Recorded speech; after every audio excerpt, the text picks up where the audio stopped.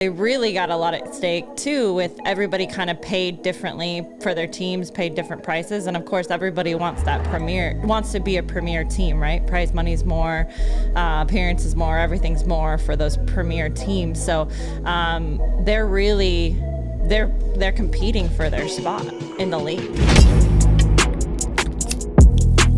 This episode is sponsored by Bemer Therapy. If you guys want to check out Bemer, a great medical device. I've been using it for a long time now. I sleep on it. I use it morning and night. You can go to my website, TysonMcGuffin.com, and see what Bemer's all about.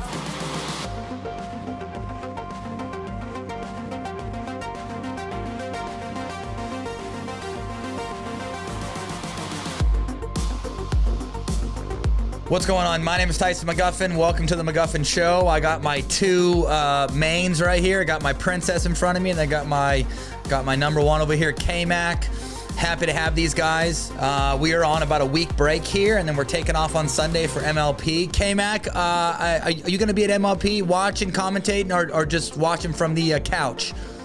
I'll be watching from the couch. Spend a little time with the fam. I will be at the next two PPA events in Arizona, doing a little commentating though. So excited about that. K-Mac's hot on the mic. I'll tell you what, it's great. It's great to hear you. Great to hear you all weekend. He looks the part. I mean, the guy looks spiffy. I'll tell you what, he's a freaking 10. I mean, Sam's a 10. K-Mac's a 10 plus. Okay, K-Mac's, especially with those pit vipers on, he's a brand new man. He's a brand. Hey, I was feeling myself a little bit with those glasses, so you were. Might have to be a habit. You were. Some topics we're going to be talking about here is some fun family stuff there in Palm Springs at PPA Masters this last weekend. MLP coming up in Mesa, first one of the year. New York Hustlers about to bring that heat. My man Rafa and I have been texting back and forth. He was kind of funny. Rafa usually doesn't text me. He always FaceTimes me. He's a big FaceTime guy. He is. Doesn't like to call. Wants to see your face. It's too funny. Things are misconstrued by text. Right. Okay. Talk to me to my face. Okay. Yeah. And so MLP the weekend after, Desert Ridge, and I'm going to be gone. Or I guess wifey's going to be there with me to a certain degree for like three or 4 weeks. So MLP in Arizona, and then two PPA events kind of back to back with a week in between. And the week in between, kind of sweet, Miller Lite. We are taking advantage of all those perks. Miller Lite is going to be in Phoenix for the Super Bowl week. And at that same time, they also sponsor Waste Management Open, which is the biggest, I'm not going to say the S word, but it's just a drinking fest of just a bunch of bozos who just go there and get loud and scream at golfers. And apparently the golfers do not like how loud that whole atmosphere is. But we're gonna be doing some festivity type stuff with the Miller Lite crew. Maybe going to some concerts like Wednesday through Saturday, and then definitely going to the Super Bowl on that Sunday. And so it should be a fun couple weeks at AZ. Hoping to get some nice weather. It's been fairly cold here in Coeur d'Alene. K-Max, what's the weather like in Seattle, my man? Is it dumpy? Yeah, so I'm a couple hours from Seattle, so it's overcast, cold, not snowing, but in the 50s, just a little bit rainy. Not the best time of year to showcase some of this Pacific Northwest beauty, but it is what it is. Rain has to come sometime. The P&W beauty. I'll tell you what. It's raining everywhere. It was raining in the desert. It was raining in the desert. It never rains in the desert. Gosh. It was raining. We brought it with. Yeah. We brought it with. Yeah. Totally. P&W. And sand was everywhere. Oh. Okay. Get a broom for James's feet. Get a broom. Cure, he needs a broom. What's up? You what? I said if you don't let the quartz cure and the rain comes, sand comes up. It's a bad mix. Just becomes a beach. It does. Just becomes a beach. Anyhow, MLP next weekend. Schedule came out yesterday.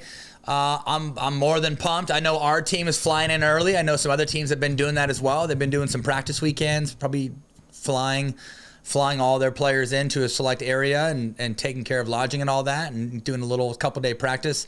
I know for our team in particular, we've had a couple Zoom calls, and we're getting our schedule all put together and finalized for next weekend. But our team, yes, flying in Sunday night. We're going to practice Monday through Wednesday. I think do some film stuff, do some content. Probably do 2 days, Monday, Tuesday. and maybe Wednesday as well, because I think Thursday we actually don't play. I think we start Friday. So, but first MLP event of the year. Everybody's playing. Much different from last year. I think there's going to be a ton of spectators, ton of cool buzz, and I think with the recent merge of PPA and MLP, it's bound to be good. That's for sure. Yeah, for sure. It's hyped up, I think, more than ever before. People are excited. Let me ask you this, though, Tyson. It seems like some of the teams have like a team manager or a team coach. Do you guys have somebody for that, or you just do your own thing? Yeah, so I don't know how – I should probably know more about that. I don't know how all the general manager stuff type works, or how they – come on as GMs, but I know our team has Thomas Shields. Sam Query's team had DJ Howard. Kind of a funny story. Sam was. I actually invited K-Mac over to the house on Saturday, and he turned down our offer because he was feeling sick. I'm sorry, man. I was planning on it. I can't believe it. Broke my heart. Anyhow, I know it's Query. Query was telling me he flew out to, I think, Washington, D.C. for a little team practice. DJ Howard is their general manager. He said DJ Howard was very involved. Dynamic warm-up, had the whole team warming up together, side shuffles, karaoke. The whole deal. Sam said it was like a college practice, man. He said it was fire and ice. Love it. Well, that's why I asked. Is I knew DJ was super committed. He actually called more than committed before the draft and asked me about scouting reports on different players. Like, he's wanting to put his best foot forward as the team coach, manager, whatever you want to call it. So just didn't know if every manager was as involved to that degree, or kind of how the format looked. Yeah, I think DJ could be a little different from most managers and is very involved. He's very committed. Wait, tell me this. What do you think about DJ's first round pick? After not to put you on the spot, but after just getting a glimpse of his play over the weekend. I don't want to say I haven't met Sam in person yet, and I'm a big fan of Sam, and he's a nice guy, and I want to not be the a-hole when we meet. But yeah, no, Sam shouldn't have been the first overall pick. I think it's awesome that Sam's part of it. I think that the league's better for it. I don't think that he needed to be the top pick to still add to the storyline of everybody seeing him compete. So I would have been fine with him being part of the league. I think it really does bring it up a level, and his upside is huge. But to be the top pick, I mean, like a lot of other pickleball pros were kind of like, yeah, maybe some other people really deserved that spot a little bit more. But no, great guy. Happy to meet him for the first time, hopefully soon here. But might be a little ambitious going number one overall. Yeah, for sure. But no, yeah, Sam was just saying it was just pretty funny how like involved DJ was, and he was giving him tactics on the court, and was telling Sam that he was like fire, and then Sam's partner was like ice, and he's supposed to be like the more like aggressive guy. I love his partner is supposed to be like the setup person. Hey. It's fire and ice, You know what? Time will tell. Time will tell. Time will tell. Time will tell. So. But no, I would like to know how like some of the inner workings all kind of play out, with like the GM and some of the players and stuff like that. I think it's interesting. I think do you guys think of it in a way too, where these team owners have probably invested more than maybe even the tour, well, definitely has maybe collectively. And so, there's a lot on the line and a lot at stake, and even the prize money's more. So, to me, gosh, yes, maybe some aren't taking it as seriously, but I think there's definitely, if you were ever going to take something in pickleball seriously, I think this has it written all over it, I don't know. Just the thought. Well, and I don't quote me on this. I don't know for sure, but when I came over a few weeks ago, and Connor Garnett was there, Rob Nunnery was there, we were all hanging out talking, and Nunnery told me he saw like a job posting listing somewhere in the pickleball community to be a team owner, or not an owner, but a manager or coach. GM, right? And it was a pretty big salary. Like, it was like a 6-figure, pretty hefty salary, which I was blown away. I don't know if they're maybe getting that info. I didn't know I don't that. know if they're getting that info wrong, but it did kind of open up my eyes to, what are these owners spending? What are these owners spending on a team, right? Like, they're putting a lot of money just to own a team. Well, yeah. They're going to want to do the best they can. So paying a little bit to, a pickleball expert that can get this team playing to their potential might be worth, a few coins. If you're so paying something that surprised me. Yeah, if you're paying $3 million or more for a team, you know, 100,000 for throwing a 100 at the manager. GM You know, is I mean, chump change. yes, it still is like, I get it. I completely understand what you're saying, Kyle, but I think maybe from an owner's perspective too, and I think a lot of these owners, and who knows like how connected they all are, how involved they all are, but they all are, a lot of them are professional athletes, right? And this is kind of a drop in the bucket. Probably compared to people on their staff and people that help them. And I mean, if they're competitive at all and they want to win, they're going to throw a little bit at it, I would assume. DJ will gladly pick up a honey to be the. We don't know that. We don't know. He will gladly pick up a honey. Honestly, as with most 50 and under and senior pros, easy, right? I mean, come on, it's crazy. It's big. You know, it's big money for the pickleball world and where it is now. But yeah, to your point, Meg. I mean, yeah, if you're spending $3 million on a team, what's another 100,000 to make sure that team's gelling or maximizing their potential? It does make logical sense. You're right. Right. And if it's true, the whole every team is going to have a Premier League team, and then they're also going to have a Challenger League team. And then collectively, whatever their collective showing or points total is combined, we'll put them all in a full list, and they're going to take the top teams and they'll permanently be Premier. That's what I've heard. And then the rest will be permanently Challenger. So they really got a lot at stake too, with everybody kind of paid differently for their teams, paid different prices. And of course, everybody wants to be a premier team, right? Prize money's more, appearances more, everything's more for those premier teams. So they're competing for their spot in the league. So as this league is established, and I think that's just to even everything out, as some people came in at the lower price point, but good on them for coming in, you know, early and seeing the vision, and then those that came in at a much higher price point, but can maybe show that they have what it takes to be premier team. The first season is the first 3 events. The second season is the next 3 events. So which starts in June, right? Yeah, which I think is correct, but I'm not positive. But I believe after the first season, right, there would be a new draft, because everybody that has premier teams right now, I believe, will be drafting for their challenger teams for the second season, and everybody that has challenger teams right now will be drafting their premier teams, which would be the next 3 events. So essentially, every single team will have participated in 3 premier things and 3 challengers, and then adding all of that together. So collective performance, even on your premier team plus your challenger team. Yeah. So. A lot at stake. A lot at stake, that's for sure. But no, always love the team atmosphere. A bunch of cool camaraderie. You know, there's certain players on teams that probably don't see eye to eye, but kind of have to make it work. A prime example was, obviously it's not MLP, but it's a team event in Bubbly. You know, playing with Matt Wright. Matt and I really hadn't had a conversation for about 5 years, and now here we are. You know, having to figure it out, play together, and talk tactics, and be on the same team and kind of root our team on. So good way just to bring everybody together, you know, and put the pride aside, put the ego aside, and let's freaking do it as a team, you know. So and I mean, some of the inner workings with, you know, I think we're trying to figure out right now. I would assume I'm going to be the captain, but you know, who's going to be the captain for each team, how much they're going to play a part, you know, and kind of, you know, what their relationship is like with the GM, and no, I think there's a lot at stake, and there's a lot of variables that all kind of tie in, like team players, you know, who's the tactician, you know, putting certain people together, you know, things like that. I think it shows the depth of some of these players. Like, you've got top, you know, 10 guys, you know, that probably aren't great on a team. You know, they're not great with things changing up on them, and then having to play with someone different and adjusting in the moment.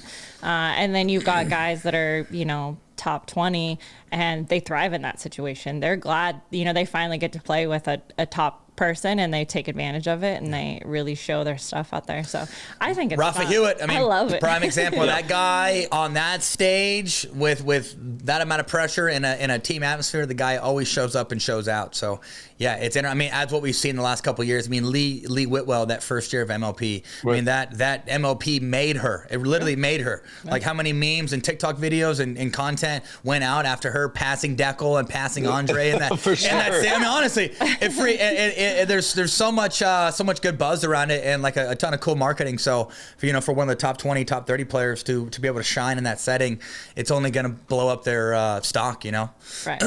Super excited. And this is where chemistry comes in too. Like you mentioned, Tyson, like who's going to be the one that kind of decides the tactics or more the captain. I think that's where you and Rafa are going to have a big advantage just because you guys know each other really well on a personal level. You're very established in the sport as he was coming up. So I think, he'll be as aggressive as he needs to be, but I think he's going to defer to you, or you guys are going to be on the same page as far as devising a game plan. Whereas maybe some other teams were both wanting to be the alpha a little bit, maybe some of that chemistry doesn't necessarily go as easy. So there's a lot of intangibles beyond just being individually very skilled. So it's going to be exciting. Like I'm going to be glued to the TV next week, record everything. I'm going to be excited. So funny story. So I was watching Seth, and for all the viewers and guests out there, Dr. Seth. So he's been teaching for us. Great guy. He was an old USPTA certified pro. So he played PPA this last weekend. It was his first time. It was his senior pro debut. And the guy shows up and plays singles with a broken toe. Yeah. I tell you what, the guy is about as tough as they come. Seth, shout out to Seth. He's a great teaching pro. He's a great human. He's a very educated human. And I mean, honestly, it was painful watching him in that first round match playing on a broken toe. So for all the viewers and guests out there, if you think you're hurt, or if you think you're injured, take a look at Seth. Broken toe. The guy's out there stumbling around, trying to play on it. And the best part is I think he actually won one match. He went like 1-2. He's an ER doctor too. He's an ER doctor. He's making his own medical decisions. What's up? I was just gonna say, no, it speaks to it's a testament to how excited people are to just compete. And to compete at the highest level. He's been saying at every camp he's so excited for his birthday that now he's pickleball 50, right? So he can finally play in the senior pro. So he's been chomping at the bit, has a broken toe, but that doesn't even stop him from wanting to get out there and test the level. So it's just, I know when I found pickleball, it was so much fun for me to feel like, hey, I can compete again in something that's important, that's something that's high level and matters. And I think a lot of us just didn't realize how much we missed that. I think Seth's right in that boat. Yeah, very much so. K-Mac, tell us how your commentating experience was over the weekend. Know you looked the part, know you sounded great, but how did you feel it went? Yeah, I think it went pretty well. So it's about the third or fourth time that I've done this. This was the most official, time that was more of an assignment. I knew in advance that I was going to be doing it. I knew I was going to be doing it, this time to this time for all the events. And it's the first time they actually put me in the truck, in the parking lot. So I was watching the screen. I wasn't there courtside. So you do miss out on, hearing, what the players are saying under their breath sometimes, or, when that scary situation was going on with Thomas Wilson, we're not right there hearing what's being said. So we're having to watch, like the viewers at home. But I was able to be with Dave Fleming the whole time. And, he's a lot like you. He's just a charismatic extrovert personality. So it's easy for me to play off his energy, try to bring some humor and some personality, but I'm most comfortable just talking about the X's. Bring the education. Okay. Bring the education. I saw a lot of cool comments. Yeah. Go ahead. Sorry. Plenty of good buzz about you. Yeah. Yeah. People were really nice about it. It's just knowing it's not a podcast, right? So if I fumble up my words or I say something stupid, it's live, it's out there. There's no taking that back.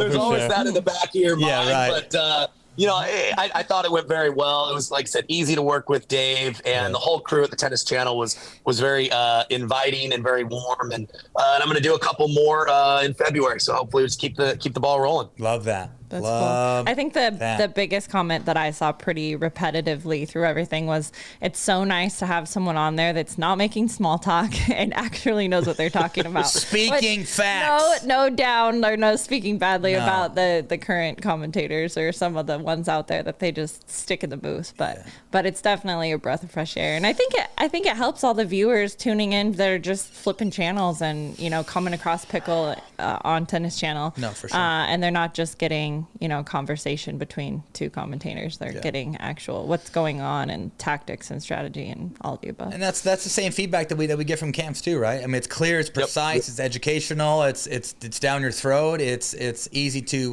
digest, and it's the K-Mac show. I mean, simple as that. It's the K-Mac show. K-Mac, sign up. Come on. I will say something. For those that love pickleball but you've never commentated, the biggest challenge when you're actually doing it that I would say is there's not a lot of time from when a point ends to when the next point starts. Get it in quick. If you're wanting to give any kind of a recap, right? They tell you they don't want you talking over the next point, but to not give anything more than like, okay, nice shot, right? If you're trying to give something more than just one little phrase, like sometimes you do have to kind of talk a little bit on the next point. So it is definitely a battle. You feel that shot clock in the back of your mind when you're trying to give anything. Get it out. Like, all right, hurry. Go. Please do a replay so I have a little bit more time. It is uniquely challenging to give enough, but finish it before the next point starts. It's almost impossible. Do you know when like a replay is coming? Like, do you guys control that? Or does the truck control that? I think the truck controls it. So Dave was kind of the main guy. They were more talking in his ear than myself. Okay. So I wasn't getting any of that, like, replay's coming. Here's your time to talk a little more. So I was just trying to find that balance of if I had something to say, shorten it, get it out, move on. But I think it'll get better and better as more commentators kind of realize some of the unique challenges of pickleball and riding that balance. Right. Love it. And then K-Mac, you tore it up at a camp on that Monday, Tuesday. You said you had 24 campers all eager to get K-Mac'd. Yeah. We're at the Monterey Club right there. So we're very familiar with the venue. A lot of courts to use. Great spot. And 24, I like to think happy campers. They got both McGuffin and K-Mac. Let's put it that way. Love it. If you guys are looking to take my camp coming up, it's one of the few camps that I'm doing this year, February 6th and 7th, right after Desert Ridge. The courts are lined up for camp purposes. They're all lined up in a row, easy to roam. We've taught a wide range of camps on those courts. Beautiful facility. Beautiful facility. If you guys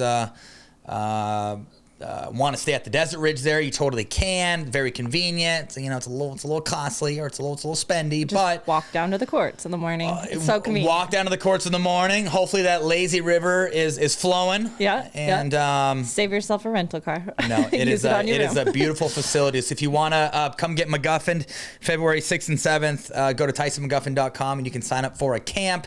K-Mac's next two camps will be 20th and 21st of February.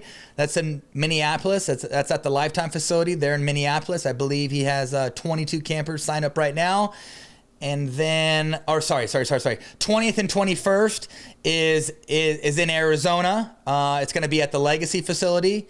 And then, 27th and 28th is going to be in Minneapolis at that Lifetime facility. So if you guys want to get signed up, get over to my website, TysonMcGuffin.com, and it's one of the few, come get educated. Yeah. Simple as that. It's one of come the have a few good time, times. Get educated. Oh, go ahead. And heckled by Cam. I'm just kidding. Go ahead. No, I was going to say it's one of the few times we come to the Midwest. So definitely take advantage of that, because we do have a couple chicken and pickle camps that we'll be doing, but typically it feels like we're mostly West Coast or East Coast. So I would take advantage. Okay. So. Some other stuff we have going those on. Lifetime. Go ahead. Those Lifetime facilities are so nice. It's always nice to not worry about any weather.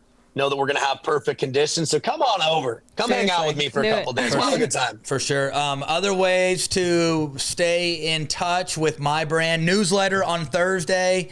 You can subscribe by going to my website, TysonMcGuffin.com. Obviously, the YouTube channel, we're pumping out content Monday, Wednesday, and Thursday. You can go to Tyson McGuffin Pickleball on YouTube and subscribe there. Turn those notifications on. Got lots of cool stuff coming out. Meg and I have been considering doing some vlog stuff together. So we're trying to figure that out. But I think we could get some pretty cool footage with traveling with the babies. Oh my gosh, it's a comedy. Oh my God, Kyle's seen it. He's seen it firsthand. Kyle's like, keep me away. Keep me. I want no part of it. I don't. It is a total reality show. You guys need a reality show with what you go with. With what you go through, bringing the babies. That much travel that you guys do, having to perform at a high level, the pressure, Get these guys a reality show. A lot going Sign on. me up. I'd be watching that all the time. A lot going on. Yeah, we just need to figure out the camera aspect. We kind of debated last time. I always have a camera ready. No. I always have it ready to go. I'm gonna take it. I'm gonna try to do it. And he just shakes his head and says, "Don't even try. Don't do it. We gotta. It's got to be someone else. It's hard enough juggling 2 babies, strollers, everything we've got, walking through the airport, sitting on Right. the plane. It's not worth it. Yeah, so we gotta figure that last component out. But yeah, funny story. You're flying to Palm Springs on that Tuesday night, and I pass out on the flight from Salt Lake to Palm Springs for like 30 minutes. We're in first class. I wake up, and Meg basically has like the blanket over Mac. She's trying to choke him out. 'Cause he's just like, no, she is. The guy is like, he's like hyperventilating. No, he's like freaking out. So I'm like, you know what? I should be a good dad here. So I ended up getting up. I grabbed him, walked him up and down the aisle. We like hung out in the bathroom for 20 minutes. The flight but was the like guy half was full. he was on one. He was on he one. was. Yeah. Poor guy. He wanted to be in his bed. He didn't want to be in a flight. Yeah. I like wake up and I'm like, gosh, like what is that sound? It sounds like there's a blanket over a baby's mouth. It did not. She's trying to choke him out. No, I was trying to make it a shark for him, like trying to get him to go to sleep. That's the worst. What's the Lucky best, there's only like 12 though? people on our flight. What's the best though, and everybody should invest. And if you fly Delta, they'll give them to you anyways. Put some headphones in. Put some headphones in. Simple as that. All the Okay? people with headphones on, they don't even know. No, they don't right. even know what's going on, I which know, is okay. perfect. I should just start, Honestly, we should just sponsorship and just hand them out. Right. I don't know. We should just have a sign on the back of Mac's shirt that says "Wear headphones." Yeah. I'm annoying. Honestly, right? Or like what are those little things called? Like a totem. A totem. A totem. We're gonna walk around. There's a totem on top of the stroller that says "I'm kind of crazy on flights." Put in your headphones. And then we could just have a little bucket of. You've been warned. Yeah. You've been warned. A little bucket of earplugs. Earplugs. Here's my tip jar. If I'm doing well on the flight, tip me. Okay. Please. College fund starter. I love it. Poor Macker. He's a wild man. Actually, overall, I felt like they did better this last set of flights than like each time we fly, it gets a little easier. And I don't know if that's just because they're getting a little older each time, or if it's just they're getting a little more used to it each time. His new thing is taking it, or I mean anytime you take his diaper off, he's like slapping downstairs, like he's like super aggressive with the slapping, or he grabs it like a typical boy does and he starts laughing. But it's kind of funny. We were at our house in Palm Springs, and he had his diaper off and he's like grabbing his thing and he's peeing all over the floor and he's like looking at us laughing. I know, just typical boys. Where him and Banks, they're like from different planets. They are. Banks cuddles like she's sweet as could be. She's easy. Mac, there's no cuddling. Like he's just on to like the next thing. Full ADHD, so exhausting. And always playing with his stuff, It's just a typical boy. No, I was Get honestly. that hand out of there. Get that hand out of there, man. Jeez, keep gosh. it PG. I was concerned at the Airbnb because I was like, well, thank goodness the whole place had tile floor. But I was thinking they're going to think we had a dog here because he literally would be walking around the house, would squat, pee a little, let it go. get up, Laugh walk about it. over to something else. It was totally like a dog, and squat down again, pee a little more, and move on. He's just little marking his puddles. territory. I He's know. setting boundaries. Setting boundaries. I don't know. He's crazy. He is Little crazy. puppy dog. So when you guys bring the kiddos, how often do you bring them to the tournament? I mean, obviously that's a long day for Never. adults. I imagine for them. We used to. Never bringing them. Yeah. No, we used to. We're putting him in a Yeah, closet. I was gonna say. We'll feed him, food through the closet or through the door hole. No, I'm just kidding. Banks was perfect when she was up until she was like 6-9 months. I used to take her, and then I was super pregnant, and I would hold her, and she'd start to get a little restless because the days definitely are long, but there's usually enough walking around that you can do. But I think that once Matt came, whole different story. And he didn't really like people, so that made it really difficult. He gets upset easily. So, but now having a babysitter at the Airbnb, they can play outside. We try to make sure there's yard space and activities for them to do, and we bring lots of toys and then we get to see him at night, and sometimes at the days. Morning and night. Yeah, if they in sooner or later, we get to spend time with them. So We're all about it's great. quality time, quality, Yeah. Over quantity. Well, it sounds like that system sounds like the best of both worlds, right? Because you can bring them with, you're able to see them every day. But yeah, I imagine at the tournament with the conditions, with the waiting around, it'd be just another big stressor, especially since you're outnumbered now, Meg. Used to be just you and Banks 1-on-1. Now it's once you're outnumbered, you need some help. For sure. K-Mac knows. For sure. Oh, yeah. Well, and I think I've been there. Yeah. We're outnumbered. Yeah, you just got to accept it. And it took me a while, honestly, for Tyson to finally get me to see it and say, hey, don't feel so bad we about, need help. They're actually having a better time at home where they can sleep and take naps and eat whatever they want and all the above. So we've got a good system. Yeah. So they like, kiddos like a routine, right? Kiddos like that routine. They do. It's true. They do. Yeah. Sam Query actually brought his kids to the tournament, and his wife was wrangling them. And Stevie Johnson actually showed up on that Saturday to watch him in men's dubs, to watch him in Westboroughs. And Stevie, another top 100 guy, and that was my first time meeting him. It was kind of funny. I actually met Steve by him chasing around Sam's kids at the event, and it's kind of funny. Apparently, he was on kid duty for a couple hours, but speaking to Sam Saturday night, it sounds like they probably will not be taking their one and done. Yeah, probably one and done. Like our kids. What are the ages of Sam's kids? They pretty young. They're like ours. I think 1 and 3. Yeah. I think, yeah. So, One and 3. So really they had like matching outfits on, and Sam was like, he's like, my wife doesn't let him leave the house unless they're matching. They're not twins. They're matching. They're always matching. I like that though. I do that sometimes with Banks and Mac. It's like easier to keep track of them. They both have pink sweatshirts on, and it's easy to find them both in a public setting. Yeah. But it was cool. Sammy came over that Saturday night and was telling us a bunch of fun, like old school tennis stories about like Roddick and how Roddick used to be and Sampras and just some of the insight that like I've never heard, and it's cool kind of hearing it from him, No, perfect. Like, at camp and a lot of those camper dinners, that's what everybody wants to know. They want the dirt. They do. What's this player like? What's that Give player us the like? dish. I would just eat that up with all the tennis stories, right? What's this pro like, when the cameras aren't around? That's what I'd be hitting, asking them left and right. So, Right. No, that's awesome. Yeah, for sure. All right, sweetie. Well, you have any things here or any words of wisdom for our viewers and guests? What's going on in Mama's world? Words of wisdom. Well, we are on the nanny search, so we need help. I'm just gonna throw Mayday. that out there. We've done some. Please tell that story, K-Mac. You need to hear this. Oh my God. All right. Okay. I'm gonna tread lightly, but essentially, we were.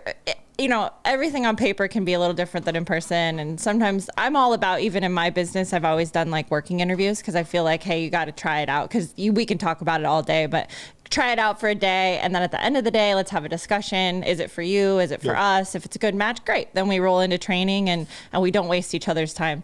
So I kind of try to do that with the same nannying situation and had a gal come over on paper, an interview over the phone. Everything was great. But I think she didn't realize how physical the job might be. And so it was just a little difficult. I mean, it's so hard. I mean, wrangling. And it's not just that it's 2 babies and you're carrying them around, but like Mac is throwing himself out of your arms. I mean, he's like climbing up things. He's jumping off the back of the couch. I mean, he's totally insane. Just exhausting. Oh, he's totally exhausting. Somebody purchase him. So we tried it out. I mean, there might have been some nodding off, and it was definitely She was having a nap midday. She was. Hey, if I'm gonna nanny, I have to nap from 1 to 2:30. That's part of the deal, right? She's already done. That's part of the deal. If I'm working an 8-hour day, I need to be asleep at least 2 of those hours. Okay? Yeah, there's just some other there was other questionable things. I think like the question got asked at some point, like because Grandma Cheryl was cross training. I guess there was a question asked at some point about if where the cameras were. And that was kind of the last straw. What? I know. I'm like, where's the cameras? So, we definitely, it just didn't work out. We wish her well. And I think that hopefully she'll find a family with some older kiddos that are less crazy and all over the place. And, but yeah, it was a doozy of an experience. So anyway. And then who showed up the next morning after you? Oh yeah. So we had exchanged messages. I'd sent a message saying, hey, so sorry, it's not a fit,